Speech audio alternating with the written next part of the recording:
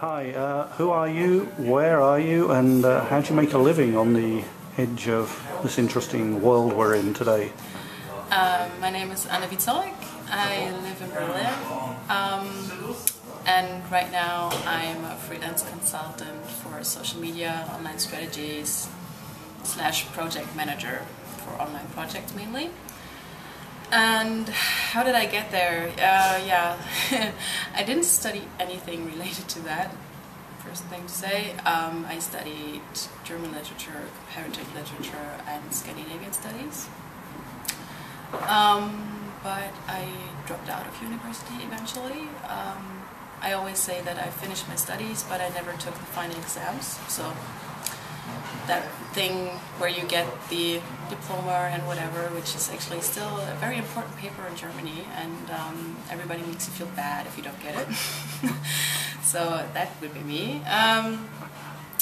But I decided to do that because I've always been working, like as soon as I started studying, I've always been working side jobs, and that's been taking over more and more, and I just couldn't find a way of finishing my studies without ending up, like, I always thought that, okay, I can just do the final exams, but for that I would have to quit my jobs and just do preparations for the exams alone in order to achieve them, and that would have meant to like get a student loan again, or even Hartz IV. So I decided, okay, I don't want to do that. Besides, I was at a point where I realized, as much as I love literature and doing the research on it, I always missed the part where you actually put something into practice, and where you make something happen, where something has an impact on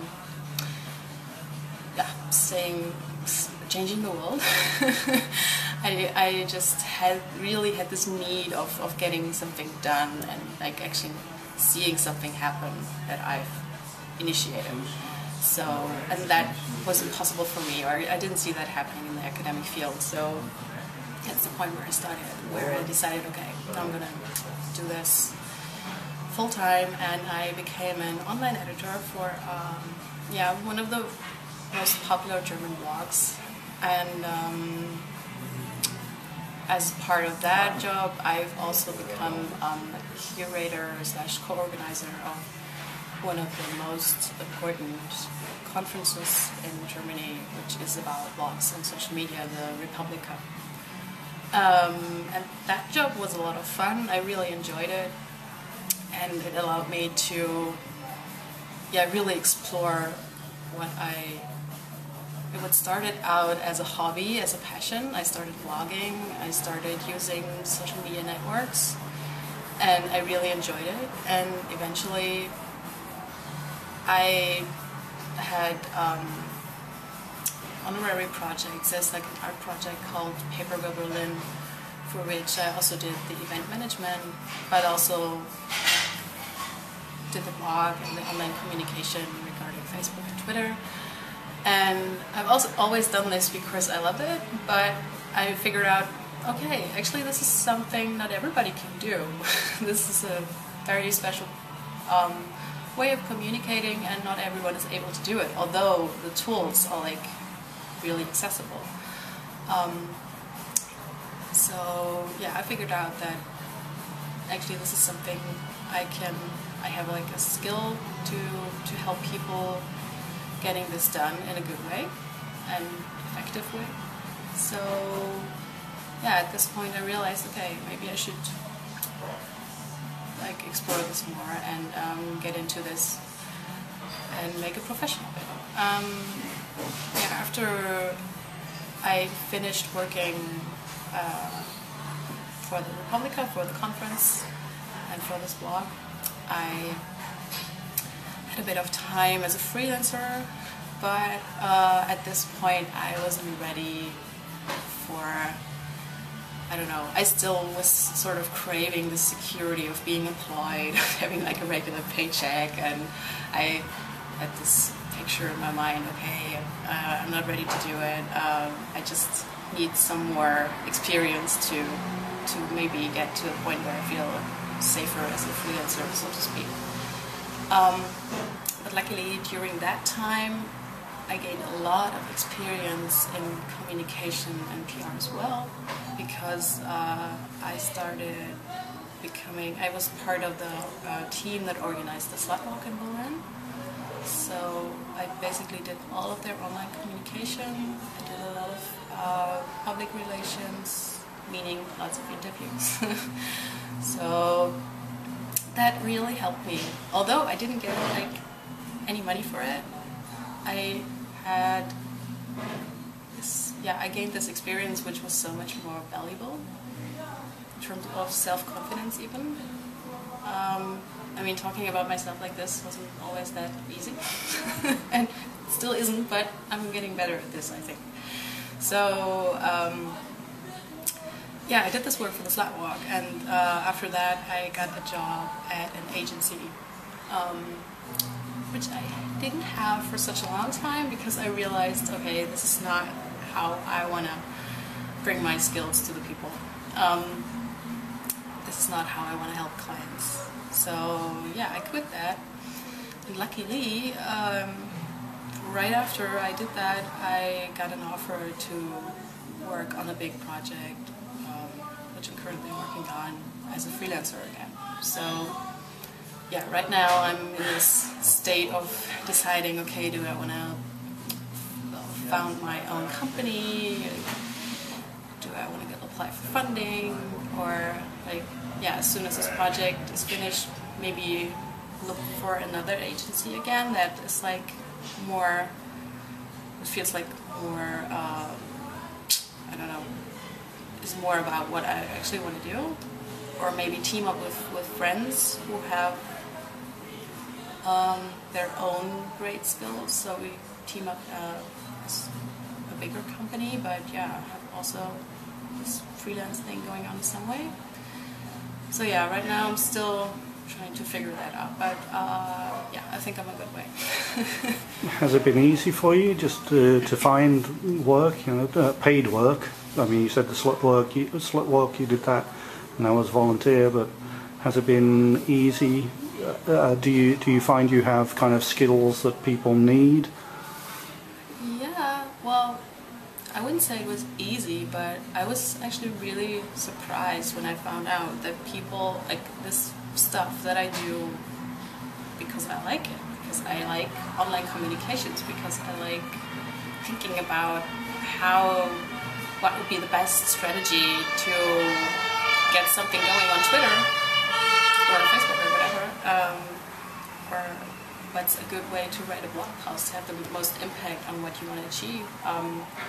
I realized that actually there are people out there who need this, and it's so funny to me that this kind of nerdery, so to speak, is something people need and feel like it's becoming more and more important. And it's the point where I also realize, okay, I don't have an education in this. I still think or feel that there's not actually a way to educate people in doing this sort of online communications. To me, it's actually more a skill. So, I actually got to the point where I felt like, okay, then that's not my destiny, but that's what I gotta do. That's where I can help people. Okay, so what do you think has been the most important thing for you, the most important tool for you? Is it your ability to fundamentally, inherently understand the nature of social media or something? Is it networks? What's been the most important for you? To me, and that's also coming back to the question earlier, to me, personal networking has become very essential to getting jobs and being recommended by people, so others get to work with you because somebody they're friends with said, oh, you got to work with this person. So this yeah, fundamentally important to me. So networking, offline as well as online, is, yeah, I couldn't make a living without it. Point. So. You travel quite a lot. Do you find there's a difference between networks in the different places you go to? Oh yeah, definitely. I just had this experience. I've just been to New York to visit a friend, and I'm also, like, coming back to Slatwork, I'm also a feminist activist. So I actually hung out with a lot of feminists. Like, I read their blogs, I read their books. So it was actually really cool to actually meet them. But yeah, I had the feeling that the community there is much closer, much more supportive than it is here. And yeah, I was like, okay, I gotta change that because I like the way how it is over there, and I'm pretty sure there are more people over here who think the same way. So yeah, I've got this still very wobbly idea in my head where I wanna initiate an event or, yeah, maybe even community to get this going in Berlin as well. Can you explain what the slut walk is, what it's about, what it hopes to achieve? Yeah, it started in Toronto, Canada, because there was a security training on the campus, and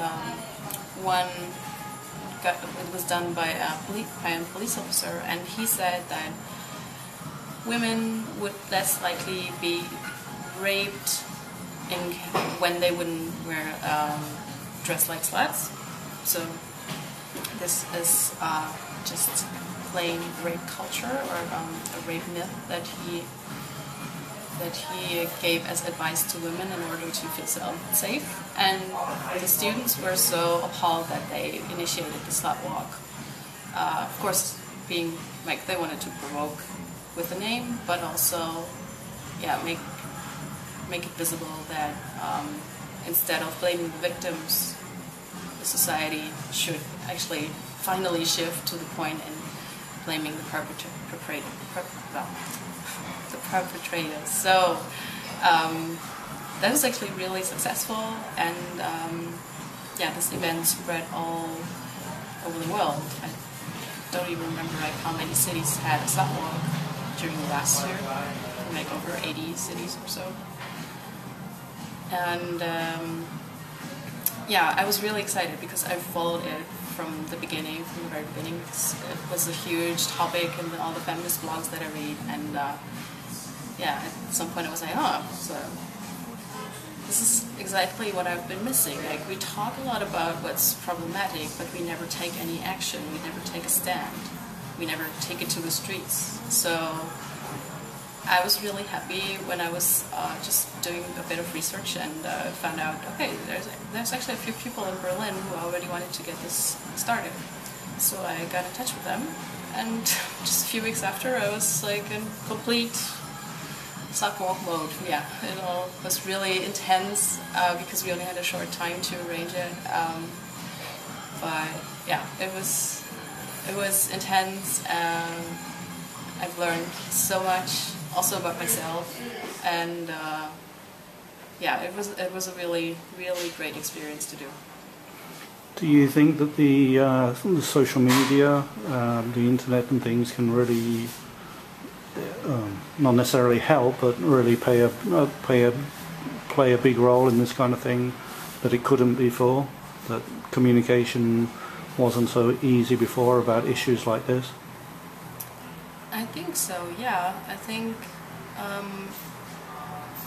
being able to go online and just Google certain terms that you feel you need to know more about, you will always be able to find, maybe if not even a community, but some kind of blog posts or articles that have been written about it to, yeah, give you more insight to this. So, and in the best case, to make you feel more comfortable with the problem, whatever you have, so you feel like, oh, there are other people out there who feel the same way, oh my god, because before you feel like completely alone, and yeah, I think it has definitely made it easier to get in touch with like-minded people and give each other support. I think that's, to me especially, that's like one of the most important things that has evolved with being online for now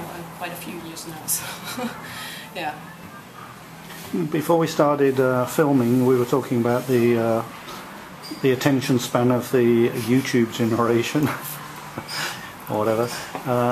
You seem, like I don't like the term, but there's this term, a digital native. There's somebody that's grown up with this stuff, somebody that really understands it fundamentally. It's an inherent part of that. How far do you think that institutions and policymakers are actually removed from the reality of the experience of people of your age, of your generation? I'm afraid most of them are really far away, which is mainly because, of some generation clash that's happening, like, especially when it comes to privacy, especially in Germany. There are always these discussions about not sharing too much information, although, which is just mentioned before, it can be really valuable to share information about yourself, even if it's painful, because you will always be able to reach out to people who feel the same way. And I've talked about this with my friend in New York, actually, that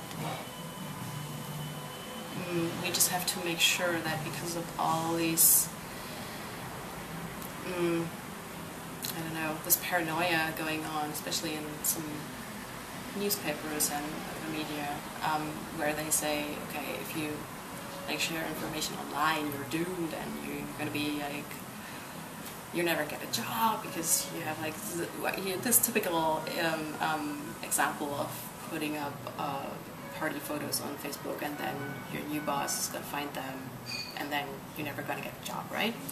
So instead of saying, well, actually, we are just more about making visible what makes us human, they label it as being a failure, which in my opinion is not. No, I'm just more. I think the risk right now is that with all this paranoia going on, we have to be aware, or we have to avoid that people are too much like curating their online profiles so much that only the positive things are coming up, so that this classical thing that you have like your Facebook timeline going on, and you feel like some people are actually like, wow, they must be super happy, and when you actually talk to them, you feel like, oh no, they're really having a bad time right now. It's just those couple of photos that they put up recently, okay, that were the happy moments they had, but in reality, they're having a bad time. So I don't know, I think to me it's important to point out, and which is this is a debate that's not really going on in the media, because they say, okay, we're getting away from this part of talking online, on making connections, of talking offline and making connections offline, which is not true, because I've met so many great people online, and we always make sure that we meet as well as offline. So it's never going to be just this online part. It's always going to be a mix of it, which means your online identity is always going to be, or should always going to be, a mix of your positive as well as your negative experiences. How important do you think social networks are to people? You were saying before about the slut working thing, that you got online and you found that there were lots of people talking about this. I mean, is that the most positive thing, or? At the moment there are a lot of attempts to kind of control people's access to certain information, or there are all these legislation or attempts at legislation to restrict or control people's access online. And one of the big arguments with the people against that is that this is a really important thing, that you can reach out and you can find people that are involved in the same things you're involved in, or have the same worries or the same problems or the same goals, the same aims. How important do you think that is? Oh, I think that's vital. I mean, I still think it's crazy. Like you said, I'm a digital native, but I'm also old enough to remember the days when you still had to occupy your phone line to get online, and and also I was fascinated that I was able to get in touch with people all over the world. That was the thing that struck me right away. And although today it's become normal, I still have those moments where I'm like, oh my god, this is actually really crazy. You're talking to people who are on the other side of this planet, and so you actually have this really widespread network, but you can also have it on a smaller scale, just locally, for example, or even in your country. And I think it's really important because it also shows that this way of bonding and empowering people is eventually always the reason for change.